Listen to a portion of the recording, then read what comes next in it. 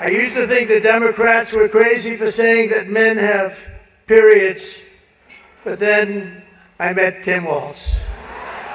Well, I'd better wrap up because Mayor Adams told me earlier that I needed to make this one very quick, especially the city has reserved this room for a large group of illegal aliens coming in from Texas. There's a group called White Dudes for Harris. Have you seen this? White Dudes for Harris. Anybody know? Are some of you here? White Dudes for Harris doesn't sound like it. But I'm not worried about them at all because their wives and their wives' lovers are all voting for me. A major issue of this race is child care, and Kamala has put forward a concept or a plan. A lot of people don't like it. The only piece of advice I would have for her in the event that she wins would be not to let her husband Doug anywhere near the nannies. Just keep him away. That's a nasty one. Chuck Schumer is here looking very glum. He looks glum. But look on the bright side, Chuck, considering how woke your party has become. If Kamala loses, you still have a chance to become the first woman president.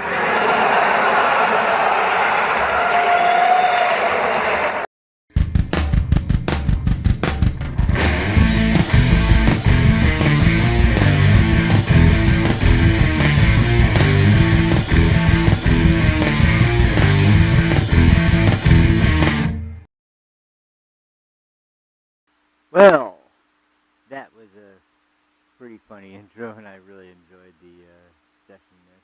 There was quite a few sessions that were funny in that whole thing. Of course, Kamala didn't show up, and the only thing that was really funny there was how out of touch her segment was. She sent the video in that was supposed to be drop-dead hilarious with Molly Shannon, who, was in Superstar. Yeah, that was hilarious. That was just a hoot. I just kept remembering the guys in the movie that used to shout out something, because I used to do this in high school when they said stuff randomly once in a while, and they said something rules, and the best one was when they were talking about VD, and VD rules! Yeah. So, yeah, that was good. I just kept thinking about those two guys when I was watching Molly Shannon.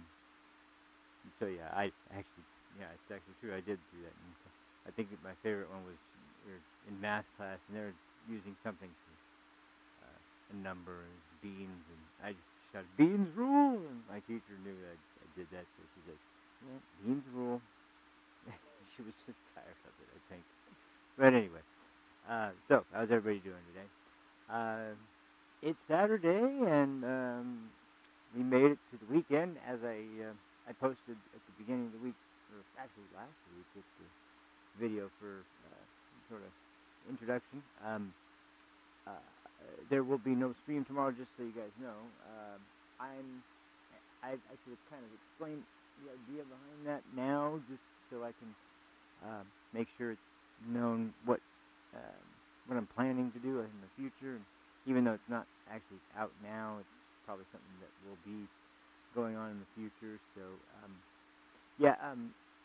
essentially I am leaving it open now, but if there is a special event or some kind of big thing going on, I'll probably use that day to do a stream specifically around something that's going on.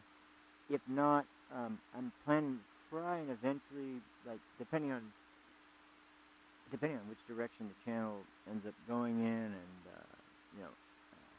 how many people end up watching or following and whatever, may end up doing some sort of interactive sort of stream on that day. It may end up doing something totally different, which in the spirit of my old channels may end up doing something gaming related, which would be kind of funny, but still, that's me. So I may end up doing something like that. I don't know. I haven't decided entirely yet, which is why at this point I'm just leaving it open. And also because I haven't done this frequent of streaming in a very, very, very long time. So I did want to, because I didn't actually have a chance yet to fix the PayPal tip button yet, and I'm trying to make sure I can do that. I finally did get the page set up for, it's ready to get the information in. I just haven't completely filled it out. That was my own fault. I passed out at some point last night, which I don't really remember exactly when I fell asleep, but fell asleep in my chair, so that's always fun. But anyway, that's essentially why right now there won't be stream on Sundays, but don't expect that to stay that way forever. There's probably going to be eventually something going on Sundays. But for now, for now we'll not end up having something, which right now is probably a good thing. There's nothing but election news, which of course we're going to be kind of covering today, although it's on a very specific subject, which you can't guess by the title or the description, and we'll get into more detail. But I have a clip kind of illustrating a more finer point that we can focus on as well, but because I just happened to catch this clip this morning, and it was a really good illustration of what's going on in the college level, and younger people, especially young minorities of different ethnic backgrounds of one kind or another, and the sort of unfortunate effect of not really anything having to do with them. It's more of the whole school system and professors, especially, because as I mentioned in the first episode, being of my generation and going to the college that I went to at the time I went to it, it's even surprising as hell thinking now that you could at one point go to a college, community college, but a college, and you could even take something like journalism, and the teacher would be somebody who is a professor or whatever that is not pushing any kind of agenda, and as a matter of fact, trying to make you aware of your own biases and make sure that if you're reporting on news, you're not letting them out as much as possible in the stories that you cover. Now, as I mentioned before, I was editor and later editor-in-chief, co-editor-in-chief. It was me and another girl that was in the class. We both came on as reporters at the same time, but essentially I was the editor of the entertainment section and the editorials, and she handled news and sports, and so we both split it up that way. We also had a copy editor who did a lot of the proofreading for just copy mistakes and things like that. So luckily I didn't have to do copy editing except for a while I was just the editor of the entertainment and editorial section, and that was it. But yeah, no, there was never any pushing back then of any kind of an ideology, of political party. As a matter of fact, I had the first time I could remember, I had a teacher that was pretty openly right-wing, and pretty openly, for especially by today's standards, pretty openly hard right-wing kind of conservative, very pro-Bush and Bush and Cheney, and it was actually, surprisingly, it was actually my human sexuality class, and it was also the first time I had heard of a partial birth abortion, funnily enough, which was fun, but as me, and the naive kind of, I was an adult, but I was, I think I was, 20? I was 19 or 20, and of course I'd never heard of partial birth abortion before, and hearing it at that time, and thinking about it, because I was, I had been pro-choice, but I had been pro-choice in the way that I thought of it as people try to present it today, and the people who are pro-abortion try to present it today, aside from the ravenous sort of feminists who march around the street in their pussy hats and that kind of thing. But yeah, it's everything has shifted so hardcore that to say you're pro-choice now really means that you're pro-abortion. And even if you say you're pro-life now, it usually just means you're pro-restriction, which I still am in that camp of pro-restriction. I might be a little tight for some people's taste, but I think that, once again, I think I kind of touched on this in the first episode. I think um, abortion shouldn't be considered a type of birth control. I think it should be considered a last resort only in the most um, unexpected and last resort kinds of situations um, where you don't let that sort of thing escape you for how serious it is, and you certainly don't allow something like a late term or something as barbaric as a partial birth abortion to go on, which um, is just, I mean, won't get into it here, but when I heard it described, I naively kind of thought, like, there's no way that happened, like, that can't happen, but turns out, yeah, it does, and it happens more than anyone would like to admit, and as do late-term abortions, as have, um, I mean, Tim Walz can deny it all he wants, but the idea of even post-birth abortion, or what we would otherwise call infanticide, or killing of your own child, um, even that's happened, and it's more than people would probably like to admit, because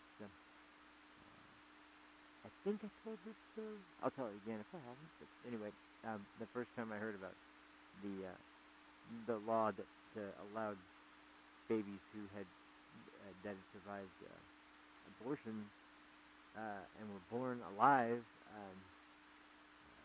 that they would allow them to die if the mother uh, gave birth to them alive and still decided they wanted to go through with a quote-unquote abortion, meaning they would just leave it to die. It was on Joe Rogan when he had Alex Jones on. And of course, coming from Alex Jones, it kind of sounds unbelievable when you hear him talking about it, because he was talking about the former governor of Virginia at that time, and he had been on a radio station talking about this policy that he had passed, and the way he described it was so inhuman almost, the way he talked about it. But Alex was, of course, outraged and angry about it, like he usually gets. And it was funny. He was trying to explain to Joe, and he was trying to use the voice of the governor. So he's sitting there going, "You haven't seen this guy go? Well, we keep the baby comfortable. We keep it comfortable, and then we go and talk to the mother."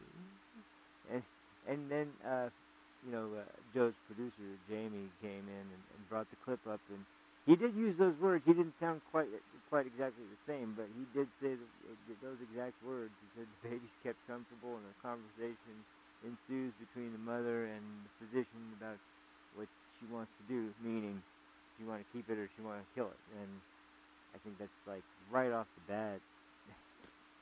How many people are like waiting for a child for adoption, and they just let a child die because the mother doesn't want it to live. It's just, and what about my body, my choice being philosophy? Because at that point, there's no more excuse anymore, and that's why people try to deny it so adamantly when they discuss it at that point. Because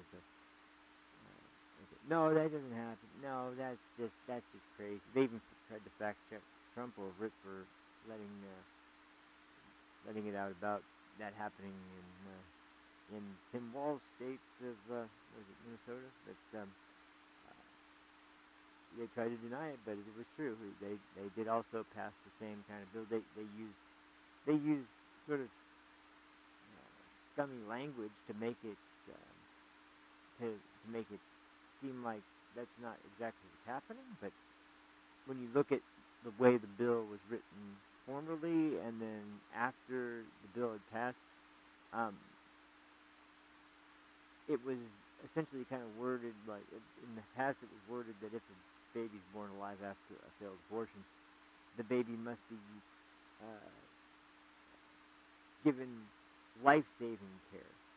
Um, and then when the bill passed the second time, with the allowance of the child to be just left to die, um, the wording had been changed to, I believe it was, the child must be given medical care, or even just care. And so there was no stipulation of life-saving care, meaning they had to make sure it was kept alive or potentially resuscitated if it was beginning to lose breath or lose heartbeat or lose, some imperative bodily function. So anyway, they essentially made it so that, yeah, they do have to keep it comfortable and give it care that you would in a medical facility, especially one like a hospice or something. But this is actually the delivery wing, so it's kind of a. But like I said, just sick in the first place. So. Anyway, um, so on that cheerful note, let's get on to what I was going to go into today, which was now. Yesterday we talked about, and we watched some clips actually of the interview with Kamala Harris and Brett Baer on Fox News, and how terrible that went. And it was obviously not what the Harris camp was hoping for. But then again, I mean, I don't think there's been anything that the Harris camp has been really hoping for, because none of the interviews that have been going on or that have been scheduled or been advertised, none of them have really gained any large excitement or any kind of massive response. Even when they're on friendly channels, it's like, well, you'll see some other people kind of tuning in, but for the most part, it's not even really breaking an audience that is really that far out of the norm for what you would expect for the channel that's broadcasting it, and that's kind of insane considering the circumstances. But it's the opposite for Trump. Like when Trump is appearing somewhere, the views for something go way higher, and so they're not liking that. They're also not liking the idea, because what we did see, and everybody kind of predicted this, but I don't think they predicted how sharply the downturn would be, because when she was announced as a candidate after they pushed out Joe Biden, I think they also didn't count on Biden being as stubborn as he is, which I don't know why they wouldn't have prepared for that. I mean, the guy, one of his most defining characteristics is being stubborn as hell. But anyway, the camp is getting very nervous now, because the summer had that brief sort of uptick during the convention, and then immediately afterwards, where people were just excited, like, yeah, hey, we got a new candidate, and everything's looking good. But as months went on, I think it became more and more obvious, especially to people that were hoping that this was going to be some kind of candidate that was going to, it wasn't Biden, so she was going to do something different. And then she just recently come out and said she wouldn't really change anything about what happened during the presidency with her as VP and Joe Biden as president. So you got to kind of expect that, according to her, in her head, like, whenever she gets into the position of presidency, which please don't let that happen, please. But once she gets into that position, she's expecting that, yeah, I'll just wing it. Everything will be fine. I'll just keep doing what I was doing. It's so absolutely naive, and you can't even fathom how someone like this would be put in this position. But at the same time, this is essentially the deal that was pretty much made, and this is kind of a good way to segue into what was kind of going on there, because the whole deal that seems to have been discussed before Biden was the nominee um, last cycle. Uh, they had COVID and they had a few obvious ideas about how they were going to run a campaign um, while the virus was going on. They could keep far more things kind of underground. They wouldn't have to be in front of the cameras as often, and when they were, they could be not doing it in person and not doing it in a place where they would have to be dealing with a large crowd or whatever. And I think that they were kind of hoping they could do the same thing this time around, but there was, number one, there was no COVID, and number two, even though they could kind of make the excuse that even though Joe Biden's going to be president, he is old and he's not as spry as he used to be, so um, he doesn't. Yeah, he's more susceptible to any kind of disease while he's running around the country. So he's gonna just kind of more run his campaign out of his home and do interviews as best he can from there. And it was understandable to an extent at that point. And Trump was in the Oval Office, so there was no problem getting in touch with him. But at the same time, it was like, obviously to the people, and this is confirmed this cycle, it's not ideal. It's not what the people want. They want to hear from their candidate. They want to hear what their candidate has planned for their presidency, what they're going to do when they get into office. And the problem that has been around with this campaign since day one is that they've more or less been acting like Trump is the incumbent.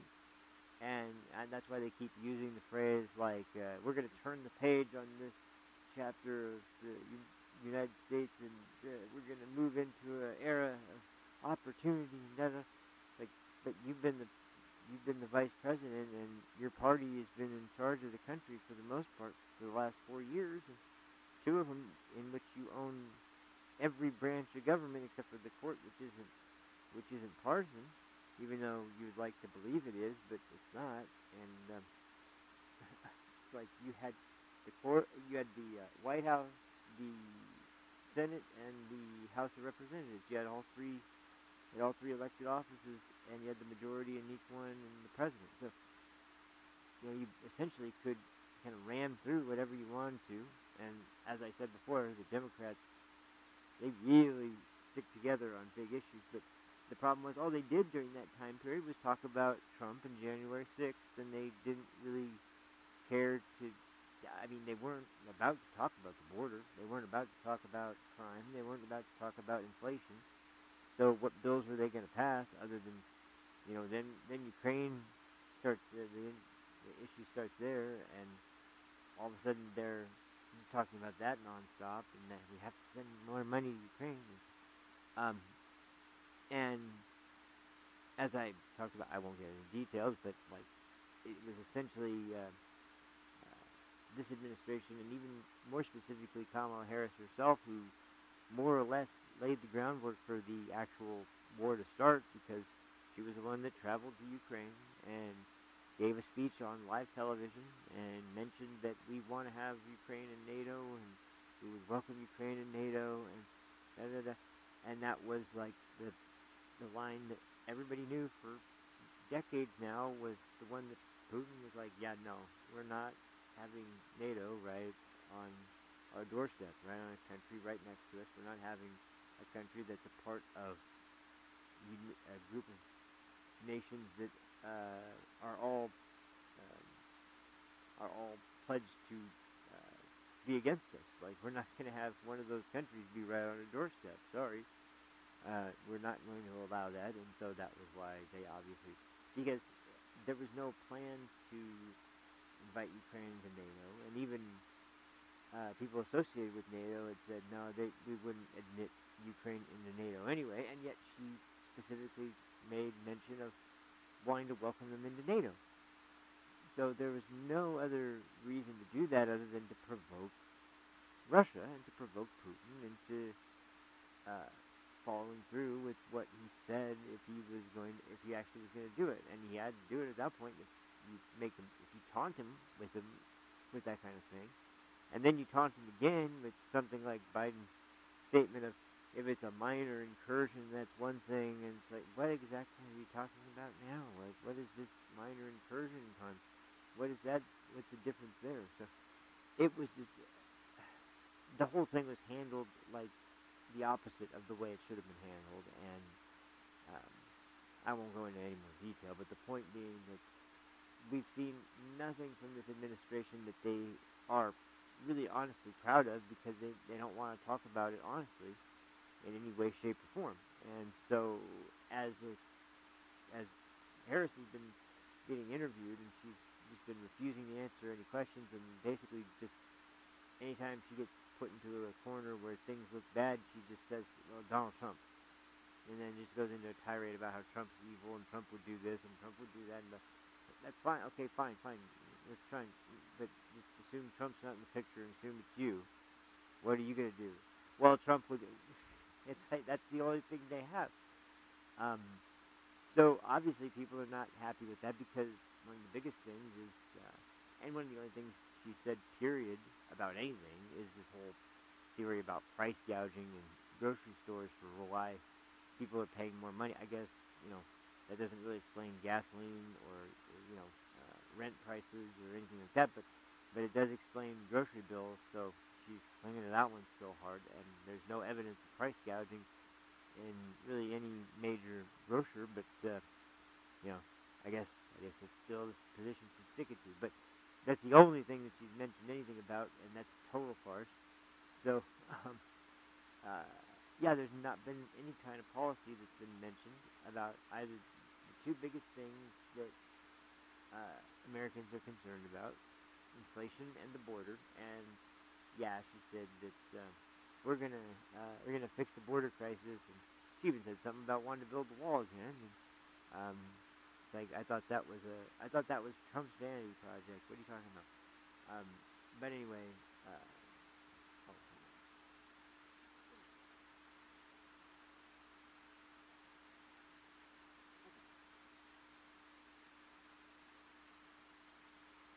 once again, sparkling water, or mineral water. Sorry, I forgot to unplug my controller and my foot. Anyway, so as this has been going on, there's no change at all whatsoever in the discussion. Rightly, people have been kind of frustrated, and like, what's going on? And there's been a slow and steady shift in ways that people have never seen. Hispanics, in particular, in very large numbers. I think it's something like 40% of Hispanic. Is it Hispanic men or just Hispanics in general? I can't remember, but the numbers are very high for a Republican candidate, like much higher than any Republican candidate has gotten from the Hispanic vote. Now, the black vote is moving along a little bit more slowly, but it is still historically high, since I think it's the highest it's been since, I think they said I think the last president they said was Nixon. They got the highest black vote since Trump. So tells you how far back you got to go, like late 60s, early 70s. That's pretty bad. For the Harris campaign, she's losing black voters, and so because of the minority shift, they're really getting nervous, because when you look at the last election in particular, whatever you believe about what happened in the last election, everybody agrees on one thing: that it was extremely close. Like, whatever the count was, it was extremely, extremely close. We're talking about margins of, in the specific states that swung for Biden in the end, there was something like a couple thousand at the most, at very, very small numbers. And so, basically, what has been obviously making them so nervous is that any change uh, that is noticeable over to Trump is going to have a very strong effect because it was such a small margin that was in Biden's favor in the last election that allowed him to supposedly win.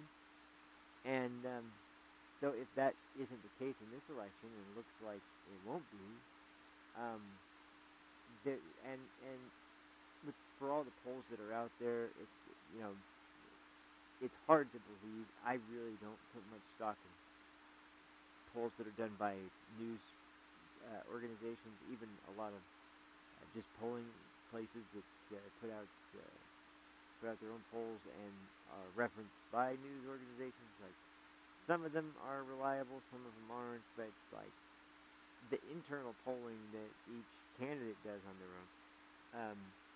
In particular, obviously Trump's camp has been speaking, and they always have a number that is pretty solidly favorable for Trump's side, which who knows. But we do know one thing, that both times he was running for president, the polls had him down by a significant amount to his opponent, and both times he outperformed his projected total significantly, to the point that it was like unreliable to utilize the polls on Trump the way they had been. They were way overly. They way showed overperformance in Hillary Clinton and in Joe Biden. So now with they weren't even near this close. So if he once again overperforms as he did both times before, and by a large margin, then the numbers we have right now would more than be enough to put him in the lead. But they contest that, and yet they are still running around very nervous. Obviously, like there's something wrong. And when they pull out the big guns, when they pull out the Barack Obamas and the Bill Clintons and the Hillary Clintons and the really big name Democrats that are nationally recognized as some of the most as the party leaders, basically, that they're really trying to make sure they get a message across, and they're using every possible asset that they have to make that happen. And normally that would be something that you would be maybe a little bit more concerned about, except Obama did something very, very stupid, which and this goes back to, it's a reminder of kind of his presidency as a whole, because look, it was admirable the way he ran his campaign, more or less, in his first campaign, but Washington has a tendency, and that's kind of what you see over time with every president, is that they must really have a lot of pressure on them, not just from the stress of the job, but from the pressure from their party and from donors and from party strategists and all the types of bureaucratic BS that they have to go through all the time. That by the time they leave office, even if they look pretty good for their age when they went in, they usually come out looking way worse. They always have gray hair. They always have, it's always this major shift, looking like they've just been to hell and back. And Obama was no exception, although he did do a good job at kind of keeping himself looking like a really upbeat guy. And the guy knows how to communicate. I will give him that. Obama is one of the best speakers in the party, and he also has historically been somebody that is one of the best at messaging, but he never early on relied on racial identity to support himself as a candidate, to support his party in any real way.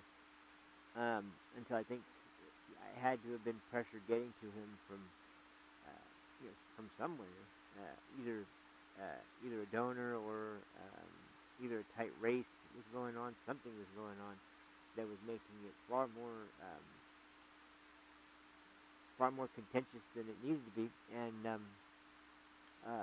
he finally started relying on. At first, he was like, "No, if my poll numbers are low, or if I don't win this election, or if I, whatever it was, it's not because I'm black. It's because I didn't do the job as well as people hoped I would." And he's really upfront about it. And then somewhere along the line, partway through, it had to have been, kind of closer to his second term,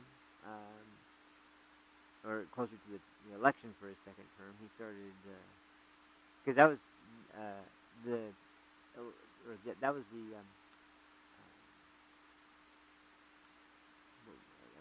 the campaign which. And Biden giving the infamous quote about Mitt Romney was going to put black people back in chains if he was elected. And it was just really disgusting. But then again, this is the same guy who said to Charlemagne the God that you have trouble deciding whether or not you're for me or Trump, and you ain't black.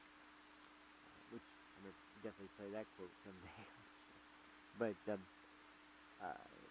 yeah, that's total lack of self-awareness, and he's not exactly. He's got a pretty.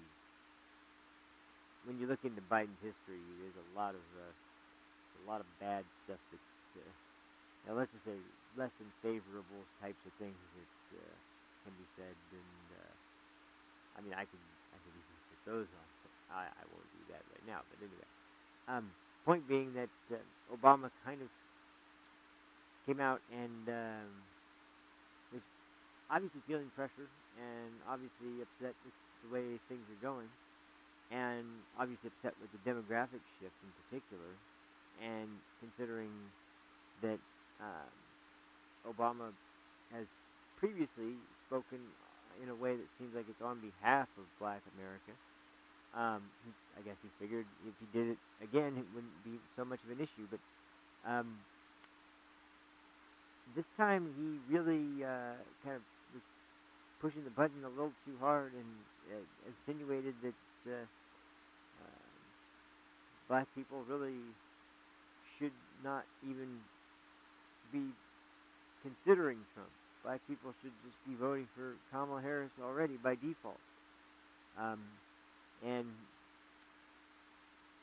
that was obviously it obviously rubbed people the wrong way, because a lot of people have come out and protest and mentioned that, well, if she was doing something that made me want to vote for her, then I'd vote for her. But what's this?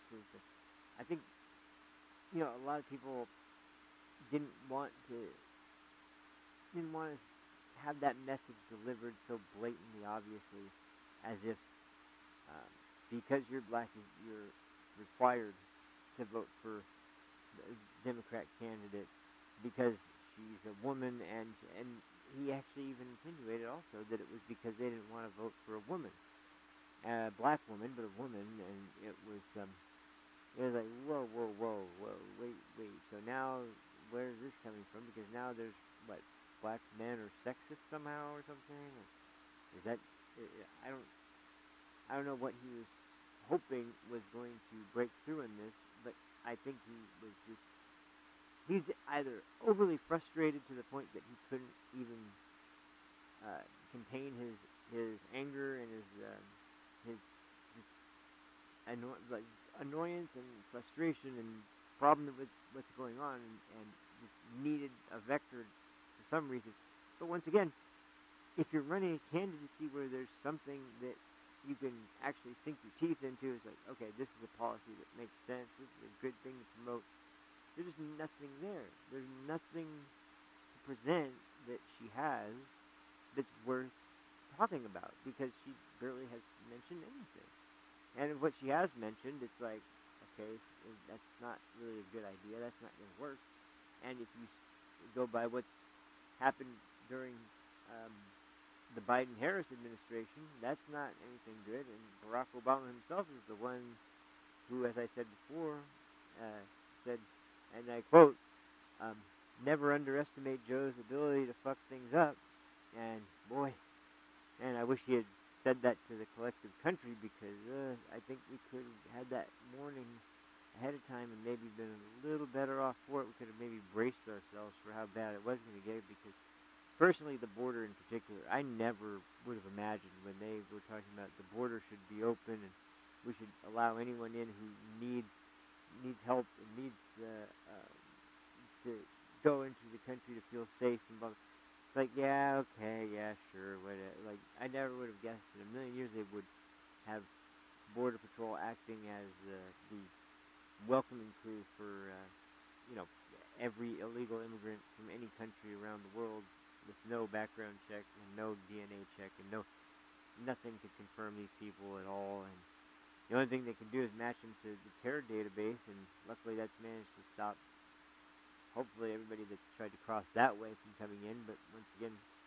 as I mentioned in the last episode, we have no idea who a lot of these people are. So, and the ones that run past the ports of entry, either detected or undetected, that are known or unknown gotaways, as they're referred to. In those cases, we specifically have no idea who they are. In particular, with the unknown gotaways, we don't even have a number. So, there's really just, it's just policy after policy is just approaches that are not helping Americans, and it seems like really the last straw for most black voters was when the migrants started showing up in such huge numbers in major cities around the country, and it was because of the fact that there's so many impoverished neighborhoods around these big cities. You think of San Francisco, you think of New York City, you think of Chicago or Detroit, any of these cities that are major metropolitan areas, and there's always areas in the city with very low economic status, and usually kind of high crime areas, and areas where there's not a lot of the homes are not full homes and broken families, and maybe one parent is working really hard, but then the kids aren't looked after, and so it's just a self-reciprocating machine that is just making life more and more difficult. And Trump has been going around reminding people, hey, under my administration, we're the lowest unemployment numbers of the country has ever had, including black people. Black Americans were at an all-time low for unemployment in something like the last 100 years or something like that. It was so incredibly low, but it was for everybody. That's why it shouldn't even be an issue of party or of anything to do with race or anything like that. It was just overall better economy. The inflation rate was incredibly marginal. It's around where you would actually kind of want it to be very, very slightly over zero. So there's a significant amount of manufacturing going on, but the money supply is not quite as the money supply increasing at a slightly higher rate than the gross domestic production. Excuse me. But the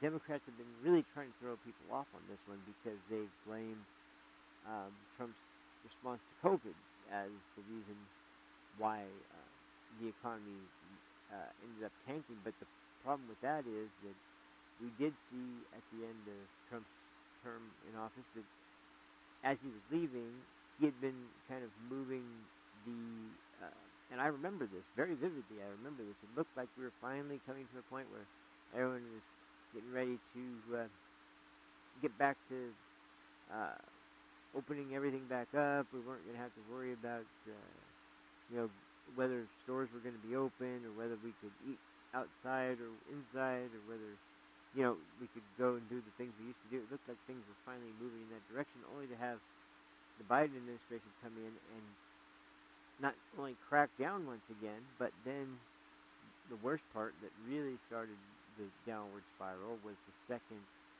um, stimulus check that went out to everybody, and it was like, oh, geez, like you're really getting to a point where you're guaranteeing inflation now, and you're guaranteeing a recession at this point, and they were like, no, no, no, no, this inflation is transitory. I'm sure if you watched any news at that point, you'll remember that phrase. That was used all the freaking time. But it was just like, there's no way you can look at this situation and see it being something that looks beneficial. It's not looking beneficial. But anyway, it is incredibly heartening now because what we're seeing on the opposite end of the spectrum to the sort of scolding from Barack Obama and the Democrat Party as a whole, and as you see places like MSNBC and CNN talking about how everything is essentially fear mongering, like everything's on the line in this election. Our country is he's gonna come in and he's gonna ruin the country, do this, do that. It's always projection. It's always something that the Democrats have already done. There's nothing that Trump has said or done to indicate that there's going to be any kind of doomsday sort of scenario if Trump is elected. And people aren't stupid. And that's, I think, one of the bigger problems with the Democrat Party, especially the extremely wealthy Democrat Party of today, is that they're not in touch with the middle class or the lower class at all. So they speak in ways to basically treat them like they're children. Treat them like they're completely uneducated, have no idea what's going on, and treat them like they don't know anything about the situation going on around them. They need someone to explain it to them, and then when they try and explain it, it's just like this version that is like, if you have any kind of memory whatsoever, you just like, I don't remember that. I don't think that happened. That's not really true. It's so. It's just failed attempts to pander. Really, is what all I can see is that it's just attempting to pander, and it's failing because it's just too unbelievable. But on the side of Trump, what's blown me away more than anything about his campaign this time around is that originally this was like, I'm just going to these places because I want to talk to the voters everywhere, and I want to include everyone in on this. But as the election has gone on, and he's been campaigning so constantly, the plan, I think, has changed because he originally showed up in the Bronx in New York. I remember the rally there that was huge. He showed up at a few other places in New York City, and there's a state that is deep blue, or at least the city is, the state in the area surrounding this actual city of New York is kind of a mixture of red and blue, but kind of leaning even more red-ish than, and that's usually how it is in areas where there's a large blue city and the surrounding area is more rural type of farmland kind of areas, or any kind of place that would be like blue collar work and businesses that are around there, and so that's where the bigger concentration of people who aren't upper class people that can afford a expensive apartment in the city. That's where they all live and probably commute or wherever they need to go work, and they can understand. Well, Trump seems to be able to communicate and understand the plight that those people are going through, and that's why he can go into those places and talk to them just like a like talking to any other adult if you're having a conversation, not talking down to them like you're some mystical, special, holy figure. You're actually just another guy like them who happens to be running for president and wants your vote, but is showing you that he wants to earn it, not just have it given to him. And on sort of just a subconscious level, at the bare minimum, or on a level of deeper than what would be someone's brain just thinking directly about it. It's just a way of feeling the situation out. And you talk about a campaign about feelings, like Trump is doing that far more successfully than Kamala is, because in his case, they really are operating on appealing to the needs and the failures that were not provided to them in the last administration that he believes that he can do, because, like I said, he's proven he can pull it off. He's proven that he can. Obama also mentioned in his speech about how the only reason that Trump's administration was doing so well was because he inherited his economy, and he was the one that actually that wasn't quite the way it went. This was a situation where I will say that yes, Obama did have an unfortunate situation when he went in, which was that he inherited the tail end of the housing crisis after the market crashed 2008, 2009 sort of time period, and the economy was just in the freaking worst shape it's been for such a long time in the country. That inflation was really bad at that point already, and it was mostly affecting the house market, but it had begun to kind of spread out to all other areas of life, and people were really genuinely frustrated. And I'll never forget, if there's no better proof for me, it was the day I drove into a gas station, and I had to double take when I was looking at the prices, because, as I said before, I'm on the West Coast, and being on the West Coast, gas is not ever cheap, especially in the larger cities, but even in the smaller towns around the coast, on all three Pacific states that are on the coast there. All of them have all of them are really blue first, and all of them have very strict emissions policies for cars, as well as those very high prices for fuel.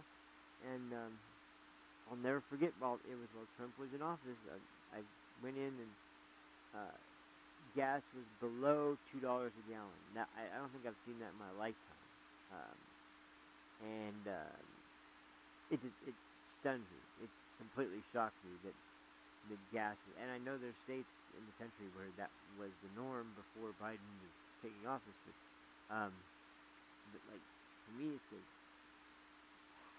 how did this happen? And it was like I had to piece it together as I watched events unfolding at the time, that this was because of the lax policies around the federal lands that you could drill on for and explore for fuel on, and the other thing, big thing, was fracking, and how the restrictions on fracking were being lifted, and liquefied natural gas was becoming one of the most important assets for powering a country in the world at that point. And it was far cleaner than burning coal or fossil fuels. It was able to be, once you got into liquefied natural gas, it was far easier to transport. It was far cleaner to transport. There wasn't nearly as severe consequences in any department for burning it as a fuel source, and yet that wasn't enough for the Democrats. They were basically wind and solar or nothing, which also came about when it's showing how bad of an idea it was when Texas had to put up all those windmills during the winter that ended up having the turbines freeze.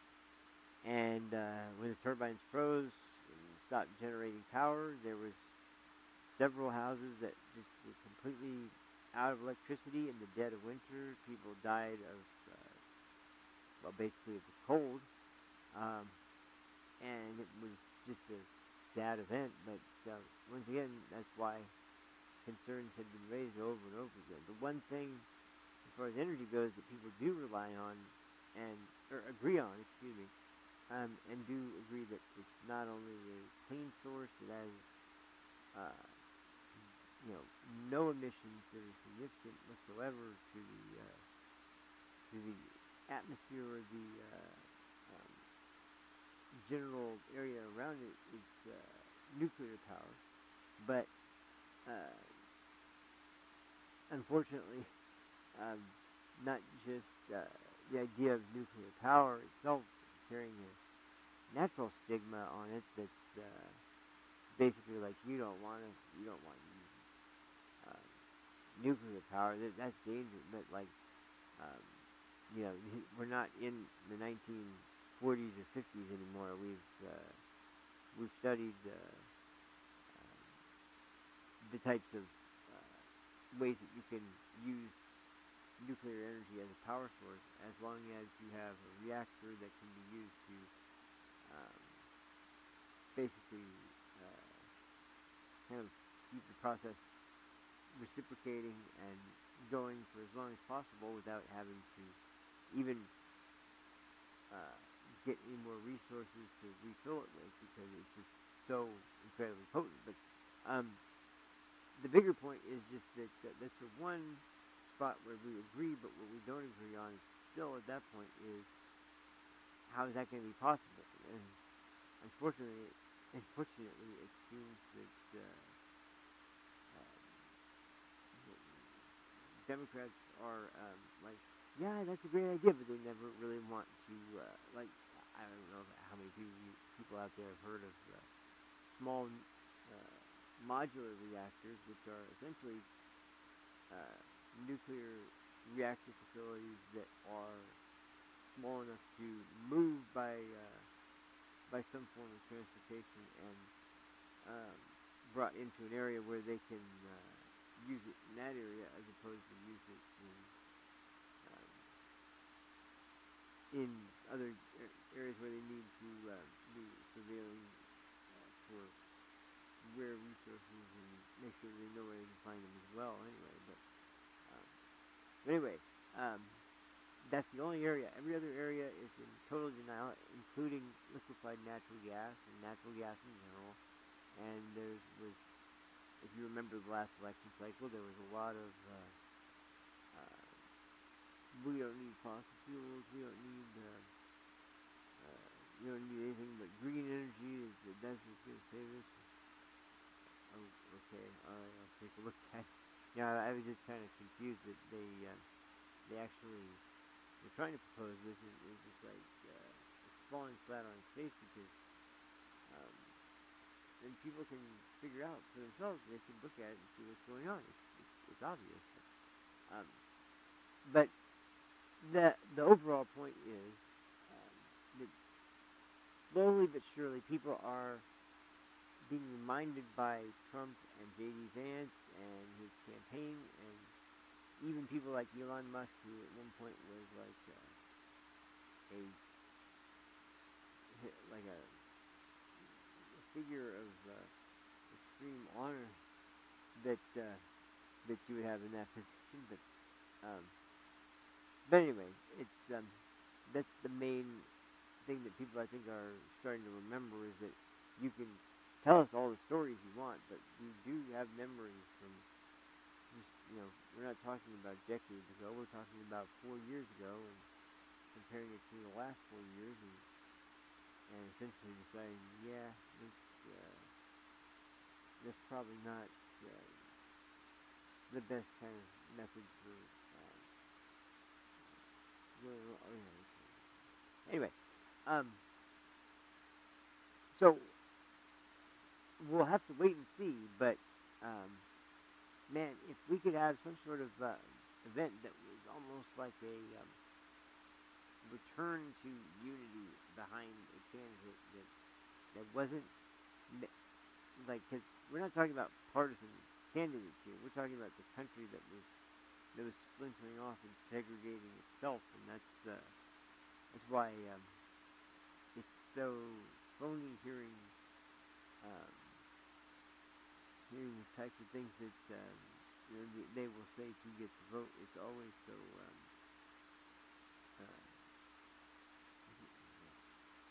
it's always so hard to figure out exactly what's going on. But where you get your real honest answers is with the when you're on the ground, people that are on the ground and are asking questions, especially once again in areas that you would expect people to show up. And in fact, once again, not just with the gala that was going on that were Trump gave a speech, but also in areas like outside where people are living under the best conditions. And so at some point, people get tired of it, and they just want some kind of answer that makes sense for them. And it's okay. So what do we do about it? But anyway, that's kind of the flood that had the effect there. But I'm noticing how they're doing the best they can for one end in particular, and they have been for a long time now on the Democrat side. But especially with Kamala Harris, they're really trying as best as they can. They're picking out groups that have been, and that's the worst way to look at it. You don't look at the American electorate. Look at areas on the map. Look at the characters that right there, and give them a shot, because but I don't mean by give them a shot. I mean look at the areas. No, yeah, give them a shot. Give them a shot. You hear them out. Hear what they have to say. Try to interject when you know a fact about what's going on, and you know enough information to speak about the subject, and speak about it with a decent level of understanding and of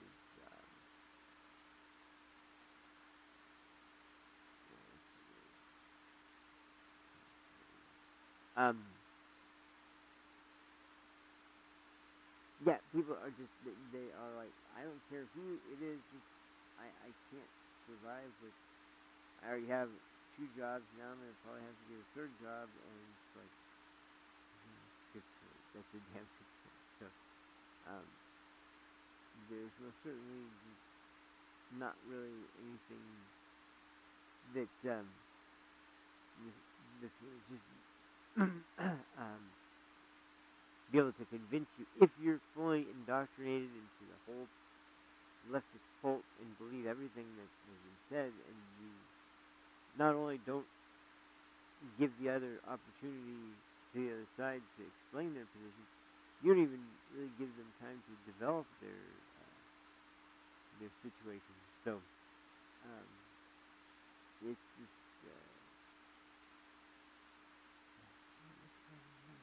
oh, never mind. Yeah, it's just a situation where everybody is doing collectively worse, because these are things we all need. And that's why I say it's kind of a sabotage to black people in the country who might not be able to do that right now, but actually, well, we'll see. Like I said, we'll see, but it doesn't look good. It doesn't look good for the Democratic side. Now, who knows what will happen 4 years from now? there may be another shift to realign because the Democrats might realize um, when our party is filled with nothing but extreme radical perspectives um, and analysis, then the response from people making the product are going to be like, well, if you don't care about it, then why the hell should I be making it? Um, but we have to make those things here because not only because it's important literally to make someone not go hungry, but it's also there as a almost a unifying source. It's like, yeah, we got plenty of oil. We don't need to beg anybody for any money um, because that's just like not only uh, feels like you shouldn't have to, but it is a bit demoralizing to have yourself kind of fade back in. But in any case, that's really where we're at, and with over 2 weeks left to go, there still hasn't been a quote unquote. We're not in October, so I guess that makes sense. But there still hasn't been an official October surprise. The last one, the most infamous one, was the Trump dossier from when he was going to what's the word I'm trying to I guess court same type of voters that they'd always been able to rely on. That, I don't know, it's just sad, like you can't get anything really out of them. So it's just anyway though. So that was the event that took place recently, and I've heard, especially Black Americans who are conservative, feeling like the most. Well, no, I think it's called the most. Where oh, no, it's anyway.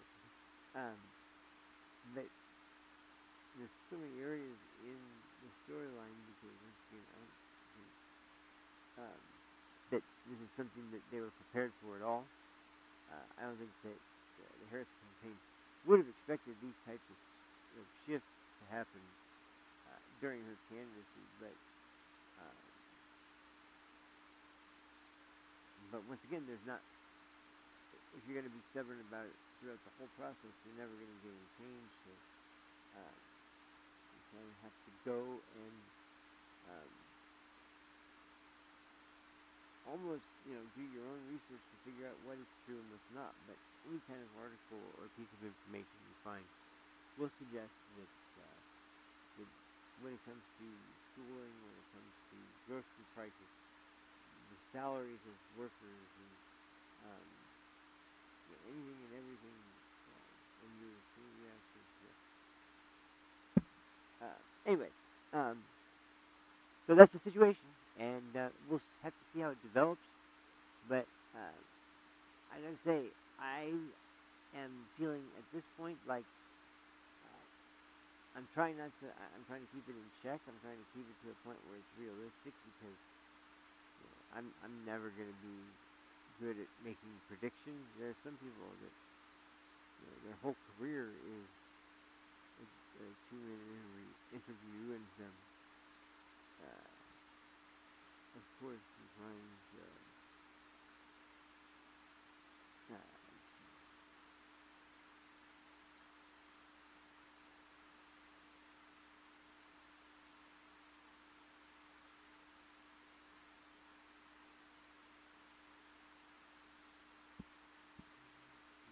so anyway, that's the ground game, and you know what? I just realized something as I'm looking at the time right now.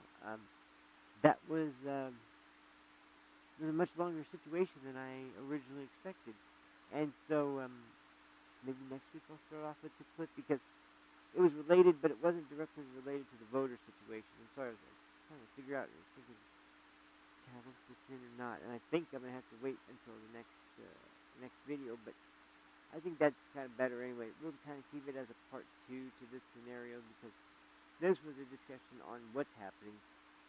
Next time, maybe we go into a little bit more about why it's happening and how it's happening, because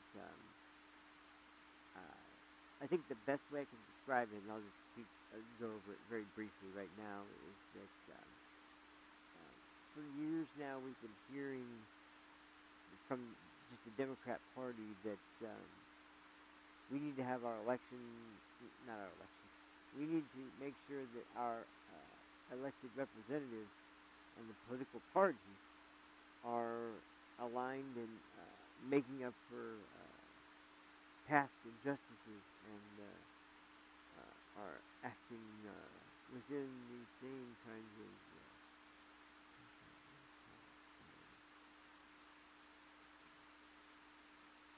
anyway,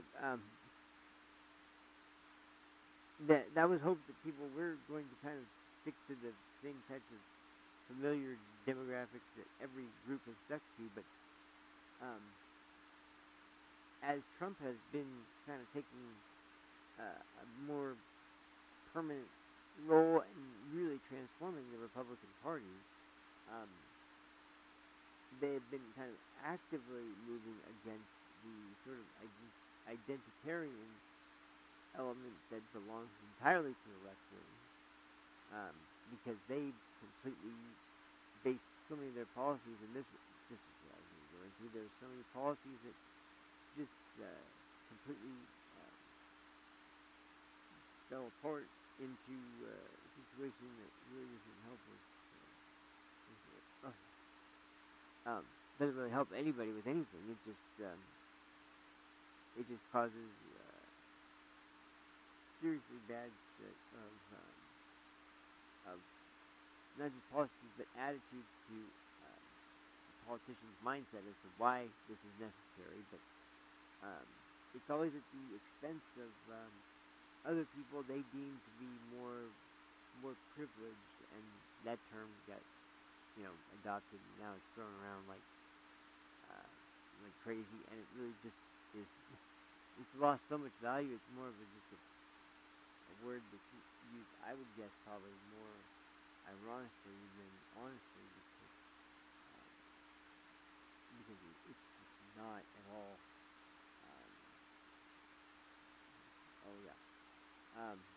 This is not at all the same type of party demographics and party attitudes that you've seen in the past, and that's the only reason why. And for me, like, I never was for opening up the border to let in anybody who claims they're having trouble in their home country, and it's staggering. It's staggering, absolutely, to see, like, when you see something geared towards general people versus things that are geared towards specifically minority individuals, and kind of a mindset of, well, we keep these things in place, we're never going to lose their votes. Like, I mean, have you seen these movies that have come out about people who stood around on their couch for too long, or lay in their bed for too long and do nothing? I don't know. That seems to be a little too on the nose and a little too common to keep as your essentially your attack strategy, defensive strategy, every strategy you focus on for every election, and it involves convincing, in particular, black people, but really all minorities, that the Republican Party is evil. They want to either enslave you or put the other team in once they're sided with you, because I think you might be on it. That'd be great. Yeah, it's definitely. Anyway, um, so that's what I would do. Next week I'll show you a clip that I found that was perfectly illustrating this. There's a kid asking a question of if anyone is familiar with Officer Tatum. He does some really great speeches and work on usually college speaking, but he also does a lot of does just a lot of outreach work with younger groups of people and different types of youth programs or youth groups, and really tries to help them uh, start out from an early age to have uh, a more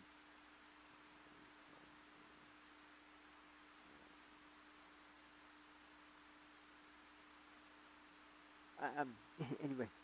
I'm sorry, I'm losing my thought on this because I thought I had one thing in mind for what I was going to do, and now I changed my mind entirely. But I think I got that stuff. So, next episode we'll do that.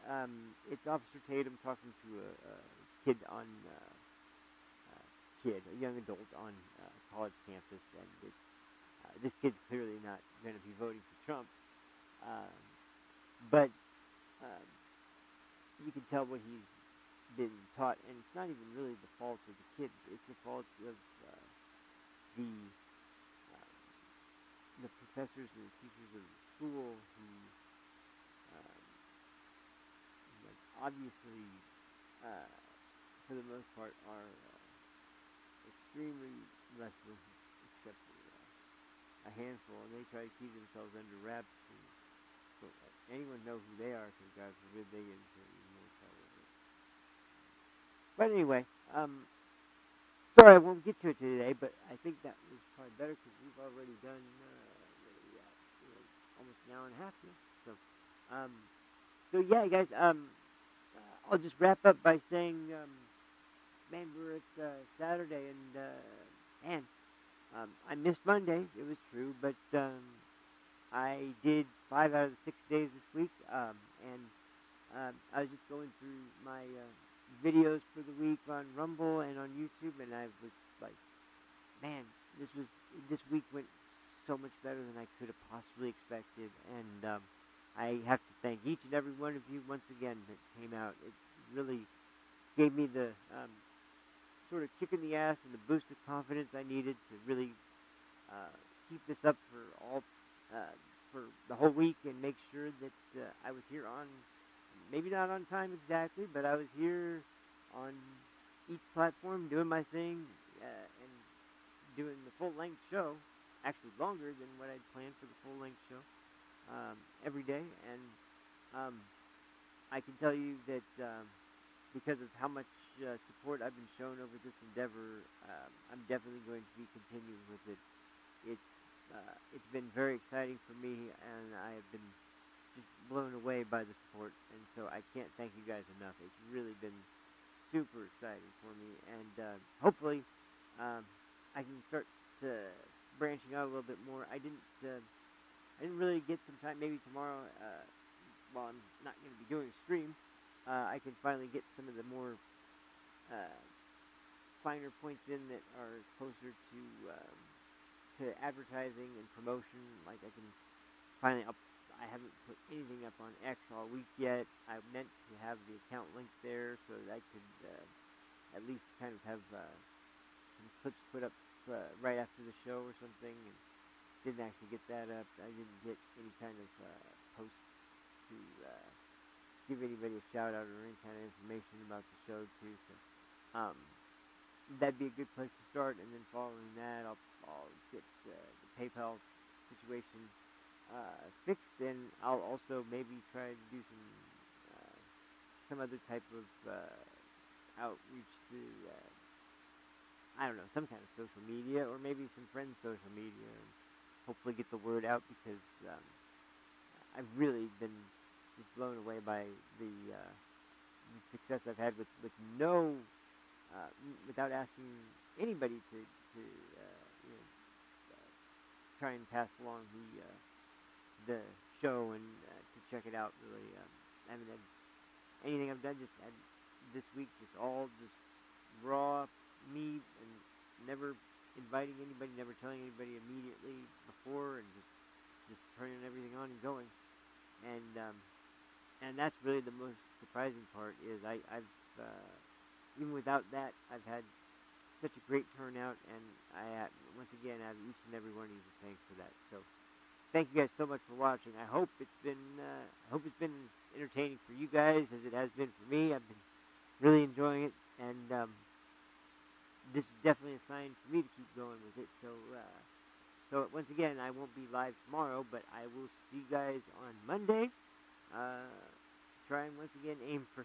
I'm sorry, it's my habit in life to be late for everything. So unfortunately, fashionably late is the way it goes. But I will do my best to make it at 11. If not, though, I will be live on Monday sometime soon, close to 11, and I will be able to go into. We already know what the topic will be, so I'll have everything prepped and ready, and be once again able to maybe have some new information about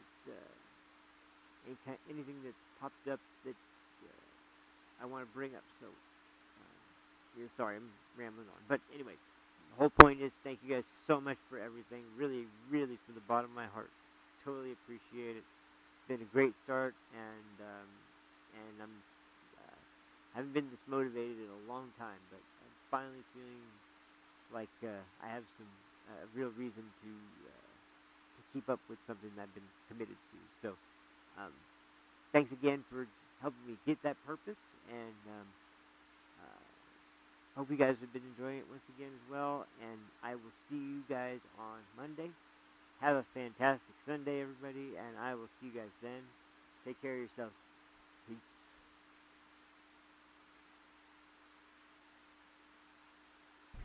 Now, I can't read it. There's no words on it. Okay. Sure. There's no words there. To play us out. What does that mean? To play us out. What is For credits. I don't know what that means. To play us out. What does that mean? To end the show? Yeah. All right, go.